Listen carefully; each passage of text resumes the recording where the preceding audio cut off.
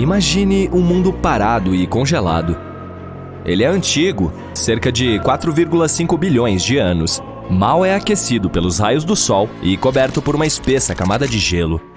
É menor que a nossa Lua, mas um pouco maior que Plutão. Seu nome é Europa, a sexta lua de Júpiter e uma das maiores do Sistema Solar. Mas o mais legal desse lugar distante pode hospedar vida. Os astrônomos consideram este um dos locais mais promissores do Sistema Solar para a busca de novas formas de vida. Tudo porque este satélite tem um enorme oceano de água salgada com uma profundidade de 65 a 160 quilômetros. Sim, está escondido sob uma camada de gelo estimada em 15 a 30 quilômetros de espessura. Mas ainda é potencialmente habitável. Os astrônomos afirmam que plumas de água irrompem de rachaduras na casca de gelo e liberam o conteúdo do oceano da Lua no espaço. Claro, será um desafio para qualquer missão em busca de vida acessar um ambiente tão profundo. Pelo lado positivo, os cientistas já têm algumas evidências de que existem piscinas muito mais rasas que provavelmente ficam muito mais próximas da superfície da Lua. Elas podem estar localizadas a menos de 1,5 km sob o gelo. E há duas grandes coisas sobre esta notícia. Em primeiro lugar, aumenta as chances de vida existente em Europa. E em segundo, se for verdade, pode tornar mais fácil para futuras missões encontrarem essas formas, se houver alguma. Curiosamente, a nova descoberta a respeito dessas piscinas rasas surgiu por pura sorte. O cientista que lidera a pesquisa, Riley Kohlberg, acidentalmente viu uma apresentação de seu colega, um pesquisador planetário. Esse cara mostrou uma imagem de cristas duplas na superfície de Europa, e Kohlberg lembrou-se de ter visto cristas semelhantes na Terra. Mas enquanto tais informações são raras por aqui, elas são muito mais numerosas naquela lua. Os estudos seguintes sugeriram que as cristas na lua de Júpiter podem ser o resultado de um ciclo específico, semelhante ao da Terra. Nele, a água líquida congela e depois descongela dentro de uma camada de gelo, que é um ambiente de alta pressão. Isso faz com que a folha se mova para cima repetidamente, criando uma estrutura de dois picos. Ou pelo menos é o que acontece na Terra. Se os processos em Europa forem semelhantes, pode-se comprovar a presença de águas rasas no satélite. Claro, a temperatura, a pressão e a química são muito diferentes por lá. E os cientistas ainda não sabem como o gelo se comporta no local. É por essa razão que não conseguem entender a profundidade ou o tamanho dos bolsões de água ou quanto tempo é necessário para que congelem novamente. Mas o que está mais ou menos claro é que tais ambientes sob o gelo em Europa provavelmente estão protegidos da forte radiação de Júpiter que atinge a superfície do satélite, o que, por sua vez, aumenta as chances de existir vida em Europa.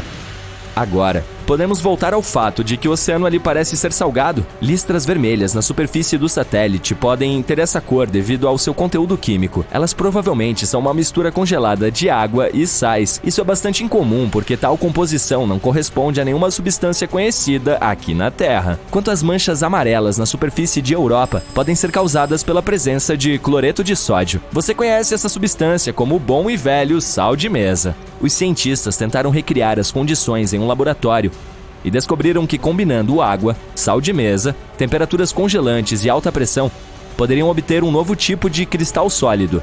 Essa substância pode existir tanto no fundo do oceano de Europa quanto na superfície da nossa Lua. Mas, além dessa informação, os pesquisadores estão no escuro. Esperançosamente, encontraremos as respostas para algumas dessas perguntas por volta de 2030. É quando uma missão chamada Europa Clipper, que será lançada pela NASA, provavelmente chegará lá. Ela terá vários sobrevoos próximos e descobrirá se alguma forma de vida pode existir nessa lua. O JUICE, ou Jupiter Ice Moons Explorer, da Agência Espacial Europeia, também a visitará nos próximos 2 anos. Todas aquelas cenas espaciais épicas realmente acontecem em um silêncio estranho. Quem teria adivinhado? Mas não fique chateado. E se eu te disser que existem de fato algumas maneiras de ouvir som no espaço? Primeiramente, ainda há som em outros planetas. Se houver uma atmosfera em um corpo espacial, ou pelo menos algo como gás, água ou superfície sólida, haverá som. No nosso caso, a atmosfera fica completamente silenciosa a cerca de 97 km acima da superfície da Terra. É aí que o céu deixa de ser azul e surge um véu estrelado preto. De qualquer forma, teríamos que pousar em outro planeta, ou pelo menos nos aproximar de sua atmosfera para ouvir alguma coisa.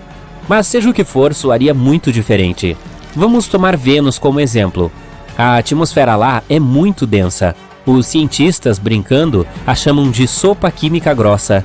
Então, se você de alguma forma conseguisse permanecer vivo e falar lá, sua voz seria muito diferente. Ela se tornaria muito mais alta e soaria mais profunda. Assim, se quiser ser um bom barítono, você já sabe aonde ir. Eu me pergunto o que aconteceria se a Terra tivesse uma atmosfera mais densa. O que ouviríamos? Bom, você pode imaginar vagamente isso se já esteve na água. A água é muito densa. O som se move muito mais rápido e de maneira muito melhor em comparação com o ar, a uma velocidade de quase 1.600 metros por segundo. Se você se sentar em uma sala vazia sem fontes sonoras, não ouvirá muito, certo? Agora mergulhe a cabeça na água e confira como o mesmo silêncio soa aqui. Não é nada quieto. Mesmo que você ignore os sons sempre presentes da própria água, notará imediatamente o quão bem você pode ouvir seu próprio corpo, como o seu sangue pulsa nas veias, como o coração bate, o menor movimento dos seus dedos. Meio assustador, não é? Isso nos dá uma ideia do que aconteceria conosco em um planeta com uma atmosfera mais densa. E isso é muito louco. Ouviríamos tudo, de animais correndo ao movimento de placas tectônicas. Vamos lá, você provavelmente diria, é óbvio que há som em outros planetas, mas você não disse que podemos ouvir algo no espaço aberto? Na verdade, sim. Por exemplo, em uma nuvem de poeira. Você pode encontrar poeira espacial em quase todos os lugares do espaço. Podem ser os restos de uma estrela ou outra coisa. E nesses lugares, tudo é um pouco mais denso do que o normal. Isso significa que provavelmente há nuvens de poeira onde as partículas estão muito próximas umas das outras, o que significa que elas podem produzir sons. Claro, o volume será muito baixo e os sons serão transmitidos por uma distância muito curta. Mas é melhor que nada, certo? Além disso, já temos um som espacial real gravado. Veio da galáxia Perseu, que está localizada a 250 milhões de anos-luz de distância de nós. A NASA gravou em 2003. Parece uma nota si bemol, mas sua frequência é tão baixa que o ouvido humano, infelizmente, não consegue ouvi-la. Mas, além disso, só podemos ouvir algo dentro de naves espaciais. Afinal, elas são pequenos bolsos de ar. Em um traje espacial, você também ouviria sons muito bem, incluindo sua respiração ou circulação sanguínea. Mas 2 astronautas voando lado a lado não se ouviriam, mesmo que chegassem muito perto e gritassem muito alto. É muito engraçado. Se você, sendo astronauta, esbarrasse em algo, o som seria muito alto para você, mas seu amigo não ouviria nada. É por isso que os astronautas usam dispositivos de rádio. Agora, apenas teoricamente, se você pudesse de alguma forma sair do seu traje espacial e sobreviver, seria capaz de ouvir as conversas e os ruídos acontecendo dentro da nave espacial. Mas como? Olha, temos um pouco de ar dentro da nave, e ele transmite som. Ele atinge o invólucro de metal e o atravessa. E então, se você se inclinasse contra a nave, de preferência tocando-a com o cotovelo ou joelho, o som seria transmitido ao cérebro diretamente através de seus ossos, ignorando os ouvidos. Sim, os nossos ossos conduzem o som. É assim que, por exemplo, pessoas surdas ouvem música. É chamado de condução óssea. É usado em alguns fones de ouvido e outras tecnologias. Você pode fazer um pequeno experimento. Segure os dedos sobre as orelhas. Feche-as bem para que você realmente não escute muito. Em seguida, tente tocar em uma fonte sonora. Pode ser qualquer coisa vibrando, por exemplo, um alto-falante tocando música, com alguma parte do seu corpo onde o osso esteja perto da pele. Agora veja o milagre acontecer. Você pode ouvir o som não através dos seus ouvidos, mas diretamente no seu cérebro. Mas, por favor, não repita este experimento no espaço sideral. Bem, você provavelmente já ouviu falar de coisas como os sons do espaço, onde você pode ouvir, por exemplo, os sons feitos pelo Sol ou planetas diferentes. Como eles foram gravados? Facilmente. Esta é outra maneira de ouvir som no espaço, ondas eletromagnéticas. Em outras palavras, um rádio. O rádio é a mesma forma de radiação eletromagnética que a luz. Essas ondas podem viajar no vácuo sem problemas. Os transmissores dos astronautas funcionam assim. Um astronauta diz algo a um amigo. As ondas sonoras se transformam em ondas de rádio, atingem a outra pessoa e são convertidas de volta em sons. E é assim que obtemos os chamados sons do espaço. Na verdade, nosso planeta é muito barulhento a esse respeito. Estamos enviando uma enorme quantidade de ondas de rádio para o universo. Todos os sinais de rádio que já ouvimos. É uma pena que eles viajem a apenas 110 anos-luz de distância de nós. Mas você sabe, Acho que é bom não ouvirmos tudo o que acontece no espaço. Imagine se o som pudesse facilmente viajar pelo universo. Ouviríamos tudo, de erupções solares a supernovas próximas. Horrível, certo? Então talvez sejamos mesmo sortudos. Se você assistir a um filme muito tocante no espaço e começar a chorar, suas lágrimas não vão escorrer. Elas se reunirão ao redor dos globos oculares. Seus olhos ficarão muito secos, então você os sentirá queimando. Qualquer líquido exposto em seu corpo irá vaporizar, incluindo as superfícies da língua. Por falar em queimar, essa é uma coisa que não acontece no espaço. O fogo só pode se espalhar quando há um fluxo de oxigênio, e como não há nenhum no espaço, bem, uma vez que explodem, as estrelas não devem voltar à vida, mas algumas sobreviveram de alguma forma à grande explosão da supernova. Essas estrelas zumbis são bastante raras. Os cientistas encontraram uma realmente grande e a chamaram de LP40365. É uma anã branca parcialmente queimada. Uma anã branca é uma estrela que queimou todo o hidrogênio, e esse hidrogênio era anteriormente seu combustível nuclear. Neste caso, a explosão final foi talvez mais fraca do que normalmente é, não poderosa o suficiente para destruir a estrela inteira. É como se uma estrela quisesse explodir, mas não conseguisse, então parte da matéria sobreviveu. Se você for ao espaço, não tire seu traje espacial, a menos que esteja em uma nave espacial. O ar em seus pulmões se expandiria, assim como o oxigênio no resto do seu corpo. Você ficaria como um balão, 2 vezes seu tamanho normal. Boas notícias, a pele é elástica o suficiente para mantê-lo unido, o que significa que você não explodiria. É um pequeno conforto, não? Quando algo entra em um buraco negro, muda de forma e fica esticado como espaguete. Isso acontece porque a força gravitacional está tentando esticar um objeto em uma direção, mas ao mesmo tempo comprimindo-o em outra, como um paradoxo de macarrão.